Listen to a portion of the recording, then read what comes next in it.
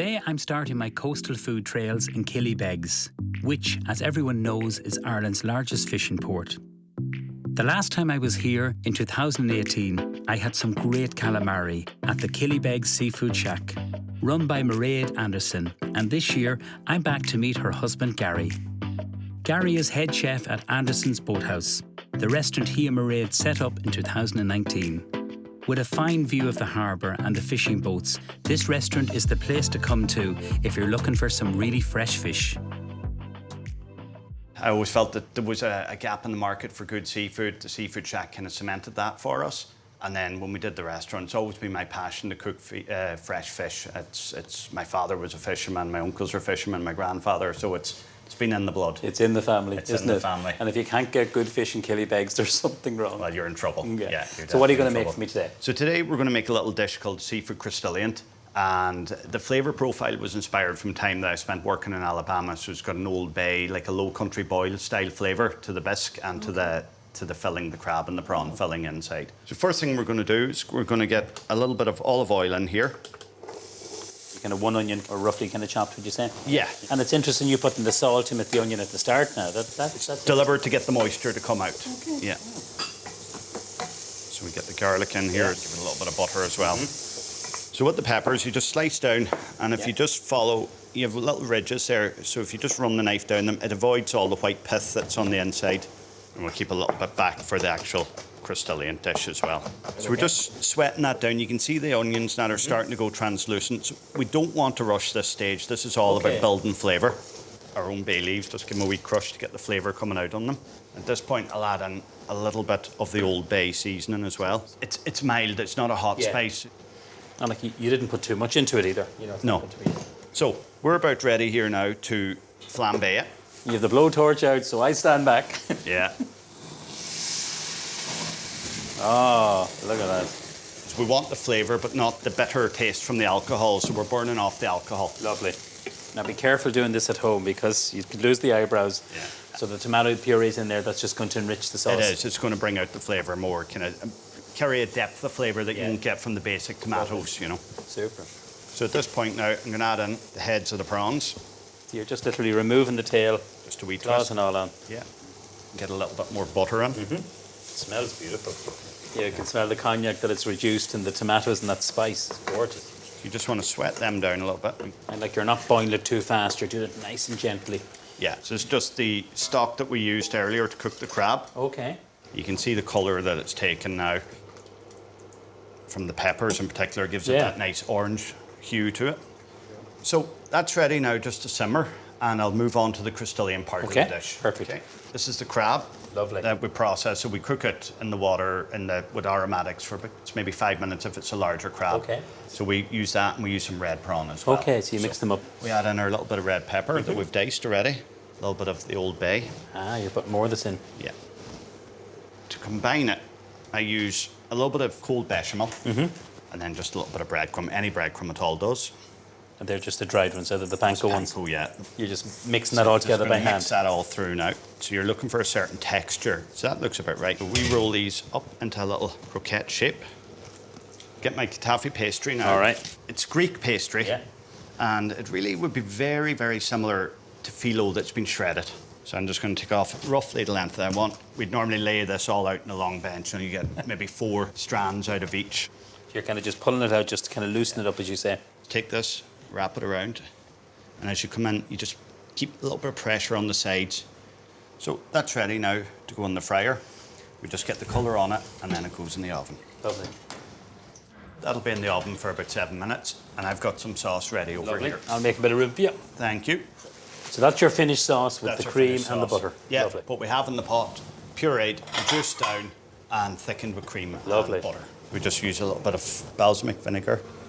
I love the colour of that sauce, and it's not too runny and it's not too thick or gloopy. It's gorgeous. So that's in the oven for how long? 7 minutes. 7 minutes. Look at that. It looks so brilliant. This is typical chef. So you press it down. Press it down just a little bit, and that is it. The waitress's nightmare to carry. Is it? I love this pastry. I'm just going to go with the edge here. Is that okay? Yeah. Oh, look at that. So that just pulls apart. That is beautiful. I love that sauce. I love the texture of the pastry. I can see why that's one of your signature dishes. Thank you. All right, thanks a million. Thank you very much. Great to see you. And say hello to my good wife here. Well, of course.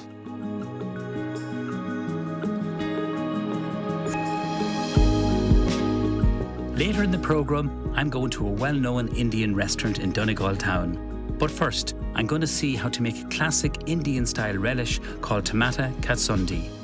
Filligans is a successful County Donegal food producer based in Glenties, specialising in jams and marmalades, chutneys and relishes, dressings and oils. Today we're going to be using tomatoes and apples in the recipe, so it's the core part of the recipe. And obviously, you as a producer, you have to scale up a recipe, but you've scaled it down today. So we still do everything in small batches. Okay. But this would be a little too small. This would be minute. A little bit tiny. This is minute today. So what are we going to do first? Tell me about some of the ingredients. Well, here again we've got ginger, garlic, our secret spice. This is it here. Nobody knows the secret spice. Everyone knows the secret spice. So your garlic is peeled and chopped. Previously done. A couple of onions. A couple of onions and brown sugar and tomato. And that's it. And a couple quite of simple. apples. Yeah. Quite simple. So first of all, what we're going to do, we're going to heat a little bit of oil, and then what we're going to do then is we're going to add in the spices. So we're just toasting them off in the pan. Toast them off, yeah. Again, as we said, this is downscaled. And your secret spice. And the secret spice. Be a nice smell in it, little second. Lovely. Oh, you can get it already. We've infused some mustard with organic cider vinegar. In that jug? In that jug there. So it's warmed up. The cider vinegar's warmed up. Okay. So we put some brown mustard seed just to infuse the flavours into it. That's interesting. So this will be the next stage. A little bit of a splash. So we're going to add in the ginger, garlic. Plenty of your garlic in there. Oh, yeah. So and then our onion. It's a very healthy, would you call this a relish or a... It's a relish, yeah. And it's really versatile. Yeah. So now we're just going to cook this out for about 10 minutes. OK, so you reduce that right down. Reduce that right down, yep. We'll start to core and chop the apple. Are you keeping the skin on? Keep the skin on, Is that OK there? Lovely. And these are just a Bramley apple? Bramley apple, Armagh, Bramley apple. OK, yeah. Very good. They give a lovely acidity and tartness, don't they? Lovely acidity, yep. Okay. You're going to blend that? Just blend that. We're well, your apples done? We're well chopped there now. So 2 large apples in there. 2 large apples. You know, you might pass me the tomato there. We'll get the tomato in at the one. Want it all in? Yeah, yeah. OK. It must be difficult, like when you start a recipe, obviously you start off with a small scale. We start off and then you upscale up. Yeah. I really admire food producers who can do that, you know, from a homemade product and then scale up. And... So now we're going to add the brown sugar. And then we have some chilli to add as well. This here? Yep, thank you, Neven. So the always brown sugar better, is it? Always brown sugar, it darkens the colour, yep. Of course it is. You like your chilli? Oh, yeah. You definitely. Now, that's where a bit of kick is. So now after we get this good start, we need to reduce down for a good hour so the apples and the onions, everything cooks out well. On a slow simmer? Slow simmer down, yeah. So what do you like to serve it with? Very versatile product, as I said earlier on. Here we have just a couple of different types of cheeses, but again, fantastic and to upscale your wrap, your sandwich.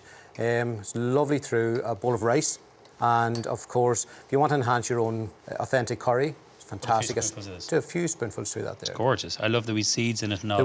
The wee Nigella seeds.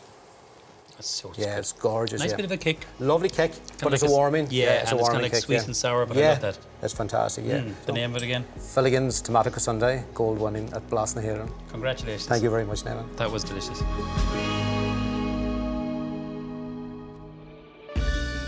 Chandpur Restaurant is an award-winning Indian restaurant in Donegal town, and I'm delighted to be here as it's a personal favourite of mine.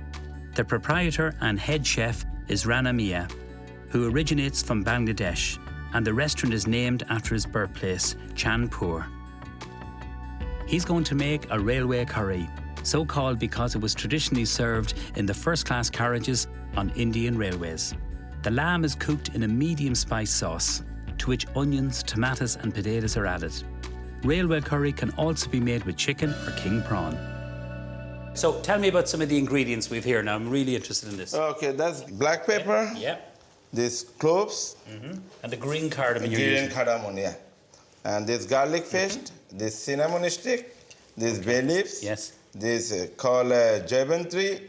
Is that mace? This mace, yeah. So that's the outside of the nutmeg, isn't Yeah, it? yeah. Gorgeous. Now, Okay. so what's the first thing we're going to do for the dish? We use this fry pan for heated. Vegetable oil. Perfect. So as you said, no ghee here. No ghee here. Okay. So this is your quality assured lamb. That's my local lamb, yeah. Lovely. Is this the shoulder, the leg, or which do you prefer? I use all the time leg of lamb and back leg, not front leg, you know. Some onion there. Plenty of onion in there. Needed for thick sauces, you know. Yeah. Salt. So there's no pinches, there's no teaspoons, you just know. No, man, just eye and give. Yeah. Now I can use all like holy spice. Yeah. So cinnamon. This cinnamon, this like bay leaves, and this green cardamom, this cloves. Wow. Now we can use some ginger, ginger paste. Wow. That's just the root ginger, is it blended? Yeah. Blended, Great. yeah. Okay. A lot of that. Wow. Got it. Now we can Okay. use Your lamb, and it looks so lean, the lamb. It's lovely, nice big chunks. So that's the key. He doesn't want to stew the meat. He wants to get a little bit of colour, keep moving it, and on a really high heat. So that's the key to this. And it's such a lean cut, it'll be very tender. Now I use some garlic. And no sauce, no stock yet. No sauce, no nothing, just slow heat it. So he's going to cook the lamb for 15 to 20 minutes with no stock, no liquid. Will you reduce the heat? Yeah, reduce the heat. Oh. Yeah. Smells fantastic. You can even get those lovely kind of aromatic spices, the cinnamon, the mace flour. First time I've actually seen that used. And I love the idea of it in rice, but with the lamb, it's really interesting. And it shows how versatile our Irish lamb is, that it can take on cloves, ginger, garlic, all these beautiful spices. And the spices still have to go in yet, which is fantastic. So this is the lamb nicely browned. For about 20 minutes, am I right? Yeah. Yeah, and then added in nice big cubes of potato. So it is like an Indian-Irish stew. Yeah, Donegal. Indian-Irish stew, yeah. And now the next layer of flavours and spices. So what are we going to add next? Firstly, I use some yogurt. Yogurt. Yeah, this natural yogurt. Okay. We made here. Yeah. So now I spice my paprika Okay. for a bit color, you know. 1 teaspoon coriander powder. Then now chili powder, this hot chili powder. Okay? A lot of spices. Yeah. Turmeric. Yeah. Yeah, this turmeric also. All right. This one, this garam masala. Oh. It's nice flavor. Yeah. And only a quarter of a teaspoonful, I'm quarter noticing. is Okay. it. That's cumin powder, okay? Cumin. That's also half teaspoon. The colour and the flavour of it. This is going to be sensational. And I love the fact that you're using lamb. So they're lovely. You've coated everything there. That's everything. The final spice, that's one. Did you call this marsala paste? Yeah, masala. Yeah, what's this? That's my main base curry. So onion, bell pepper, what else? And carrot. Yeah. And coconut cream. I use 1 coconut cream, yeah. Fantastic. How do you keep your jackets so clean? 'Cause turmeric is one of the worst spices. It stains your jacket, so it does. That's gorgeous, man. And would this have been a dish that your mother would have shown you how to cook? Yeah, I am youngest one in my family. So when mom cooking, I watching her, how can she cook? That I'm learning from my mom. Now it's ready to serve. That looks You so can good. try now, Neven. I can't wait. Yeah, I can give it to you with lamb and a bit potato. Look at that. Coriander and garnish. Gorgeous. Look at that. I love the colour of it. And in the restaurant, what would you normally serve this with? We serve with rice or naan bread. Beautiful. Not too spicy. No. Really tasty. So nice, you got nice and flavor and tender lamb. Oh, tender lamb. Yeah. I can see why you're winning so many awards. Thank you so much. Thank you very much.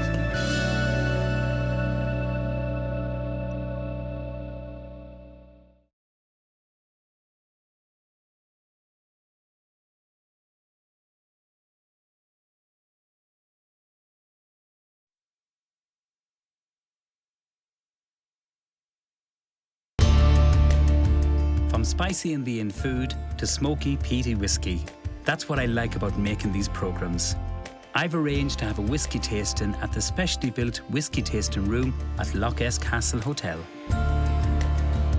My host is James Doherty, Managing Director of Slieve League Distillers, which is based in Ardara.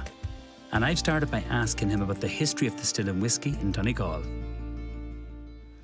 There's been a massive history of distilling in Donegal, not all of it legitimate. So it's more of an illicit history, and we've tried to honour that in the distillery. So we've taken an illicit process and modernised it. We think it will create more characterful whiskies, and hopefully you'll agree when you try them in a minute. So we have a selection of whiskies here, so talk me through them.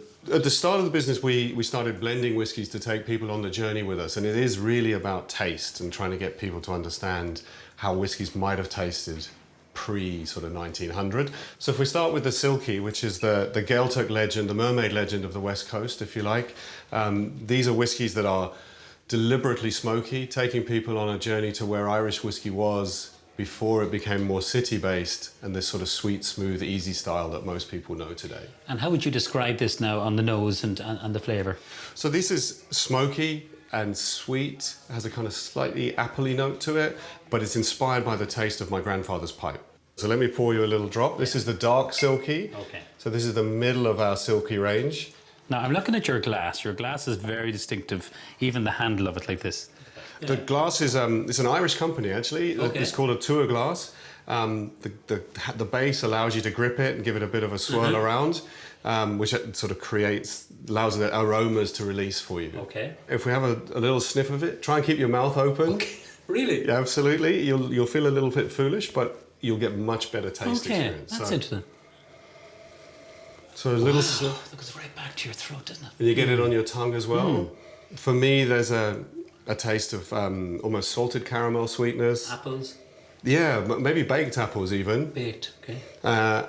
And then there's a little bit of sort of citrus and spice. You could taste it like this, but it's 46%. A little bit of water might just open it up for you. I often wondered, so the water opens it up? Opens the flavours up a Okay. little bit. So here we have a dropper, so if you pick up the dropper. Okay, so just plain water. Plain water. Okay, finger here. That's it. And how much are you putting in? A wee splash? Just a couple of drops will be enough. So mix it all together. Give it a little shake Yeah. again. Okay. And when you smell it this time, you'll get more of the sort of subtle flavours. Definitely, it's not as strong. Sure, it's not as kind of... That's it, maybe a little bit of coconut. Yeah. And then if you have a little drink of it, let it sit on your tongue. Okay. So the orange and ginger, you get almost a prickly spice on your tongue. It lingers, isn't it? It lingers, lovely. and as it warms, it's like that ashy pipe bowl, that smoke. And not over smoked either. It's just gentle, isn't it? It is. So we deliberately try and make sure that we don't have any of this sort of iodine-y, seaweedy taste. There's much more about that sort of campfire, tobacco-y granddad's pipe. I love that. Granddad's pipe. So this here is from the Ardara distillery itself. So you can see it hasn't got a label on it. So Okay. so we pulled this from the warehouse for you. It's triple distilled peated single malt, so smoky. And it's been put into an Oloroso sherry cask. In general, all the colour comes from the barrel, but with our whiskies, probably 50% of the flavour. So now this is 63.5%, so it's straight from the cask. Yeah. Oh, very different nose. Very different, sort of buttery, Buttery is a great description. and there's this sort of fruity, kind of nutty, underlying nutty note to it. Do we add water to this We too? have to add water to this at this strength, so you want to put a good slug into this. Good slug, okay. Have another smell, you can That's see. totally different. Yeah, it's opened up now, definitely with the water. It's almost a little bit Yeah. rubbery. And then as it warms, and it's quite late, you get that smokiness comes to you. Now, over time in the cask, that'll come forward. So it'll Okay. become smokier and smokier over I actually time. find that more smoky than the first one. Would I be right in You saying would that? be, absolutely. Okay, yeah. Absolutely. So only 15% of that blend is peated. 100% of this is. There we go. So, And how old is that again? 18 months just. 18. So, So your little baby. it's just, And yeah. how long has it to stay in the barrel until you can actually bottle and sell So it? legally 3 years. Okay. I think arguably peated whiskies age like a little bit more age, so we'll try and hold it back for as long as we can. And the more successful Silkie is, the more the more opportunities we have to keep this till it's absolutely at its best. Listen, I've had a lot of fun. It's been brilliant. Love your passion for what you do, and thank you so much for having me here. What a great room to enjoy the lovely whiskies and the gin. You're more than welcome.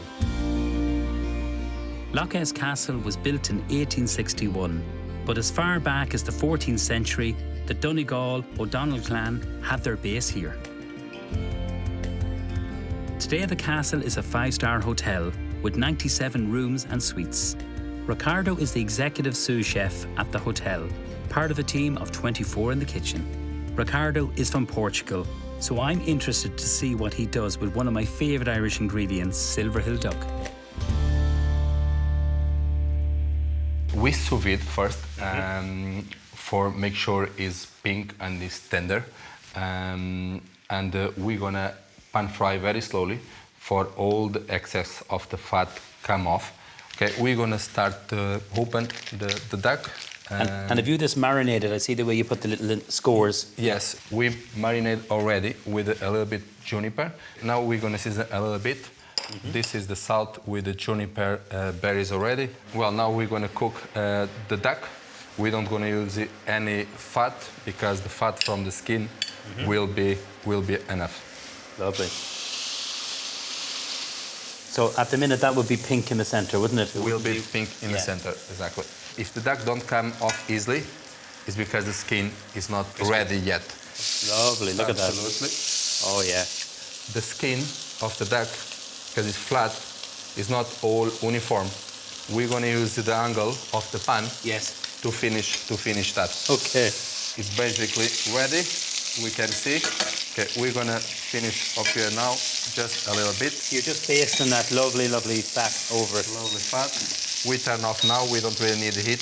The heat in the pan is enough. We go with a little bit garlic and thyme, and we need to let him rest. We're gonna do the beetroots in the same pan using the same grease. Beetroot works really well with duck, doesn't it? It's beautiful. In this point, we're gonna seal only the beetroots a little bit. Now we're gonna bring the butter over there. As soon as we put the butter, we turn off. If the pan is too high, we can manage a little bit with oil to compensate the temperature. To bring it down. To bring the temperature Lovely. down. Now we're gonna warm up the sauce. How do you make the sauce? We roast the bones of the chicken. We do with a mirepoix, with a red wine for this beautiful color. Oh, this is look all at the caramelization and reduce it. And the gelatin of the bones. This is why it's so jelly and thick. And so much flavour, isn't it, when you cook it like that? It's very intensive. Now we're ready to plating, and we're gonna start with the beetroots, and we go with the beetroot and apple puree. We go with the orange gel. We do just a little knell up here to help the dish bringing nice colors as well. We go to slice a blackberry to show the beautiful colors we have inside. Next, the candy hazelnuts. Just give it some crunch on the dish. And you've toasted the hazelnuts, so there's lovely toasted nut flavour. Bring a beautiful flavor. And now we have the crispy beetroot. Looks so nice. We go with the herbs now. We can use the herbs only for a good look, but we like to use the herbs as well for flavor ways. This is why in our dishes we use the aromatic herbs. So that's tarragon, and what's This that, is chervil? This is chervil, one of my favorite herbs. We're gonna slice the duck, and this Oh, that's beautiful. is the duck, well rest. We're gonna pour the you sauce reduce- just in the middle, Look at the shine in that. and the dish is ready. That looks so beautiful. You know, they say you eat with your Thank you. eyes, but that's a shame to eat, but I'm definitely going to taste it. I love all your different techniques, how you cook the duck. And I'm going to taste some of the beetroot too. I love the acidity in the orange. And the beetroot, that's lovely and creamy, but with the apple, it's beautiful, and the sauce, delicious. Thank you so much, Ricardo. Welcome. It's a pleasure.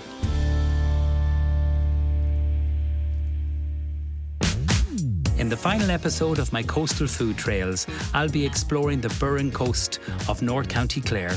There'll be seafood straight from the Atlantic and some tricky sheepdog training. I'll visit a chocolate maker who roasts the cocoa beans on site, and I'll learn about the ancient farming practices on the Burren. And I'll get to cook some Burren beef at Gregan's Castle. I hope you'll join me.